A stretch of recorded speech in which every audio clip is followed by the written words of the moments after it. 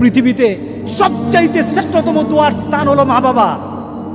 ওই মা বাবা যদি হাত পাতে আরশ পর্যন্ত পৌঁছে যায়, ওই মা বাবা যদি বদদুয়া করে, পৃথিবীর সব তীর সব টার্গেট মিস হতে পারে, কিন্তু মা বাবার বদদুয়া কখনো মিস হয় না, কখনো মিস হয় না।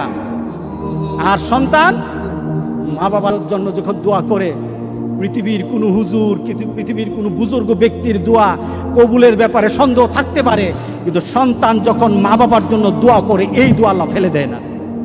সুবহানাল্লাহ।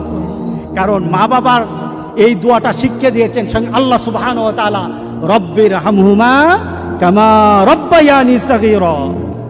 আপনি কবরে থাকবেন, আপনি প্রত্যেক নামাজে আপনার সন্তান দোয়া করবে আপনার জন্য, রব্বির হামহুমা কামা রব্বায়ানি সাগীরা। পড়েন, মা বাবার জন্য দোয়া করেন প্রতি নামাজে বলেন মা বাবার জন্য, রব্বির হামহুমা কামা রব্বায়ানি সাগীরা।